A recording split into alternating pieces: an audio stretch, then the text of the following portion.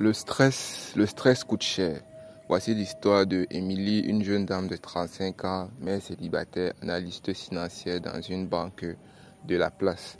Elle avait un travail assez intense qui commençait à 8 heures, se terminait à 17 heures, plusieurs défis professionnels, beaucoup de challenges, en plus de son enfant à éduquer. Elle est venue en consultation pour des maux de tête, une fatigue intense et des palpitations évoluant depuis environ 3 mois.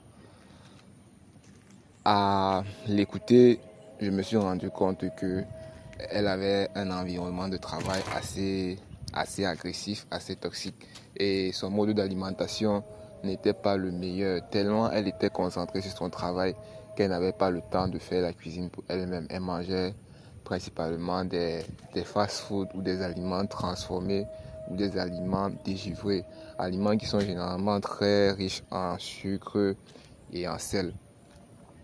Donc après la consultation, elle a été diagnostiquée d'hypertension, de diabète et d'un début de maladie rénale.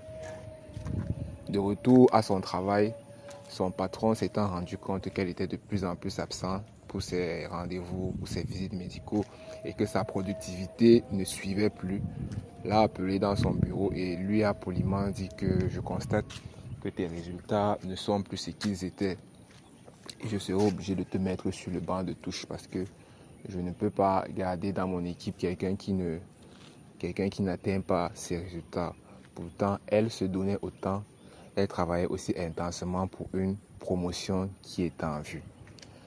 Le stress coûte cher, le stress a un poids silencieux sur notre santé lorsque il n'est pas bien géré.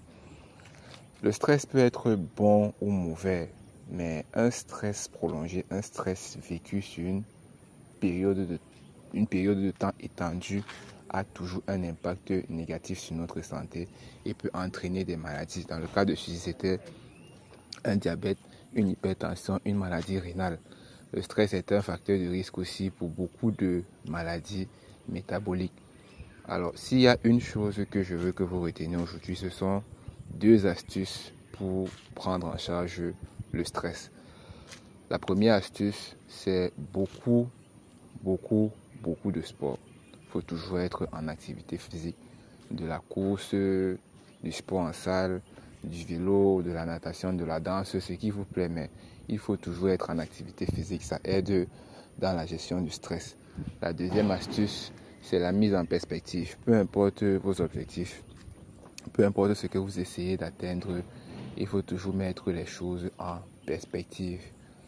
Réalisez ce que vous pouvez faire, réalisez ce que vous ne pouvez pas faire et vous concentrer sur ce qui est à votre portée et ne surtout pas mettre votre santé en jeu.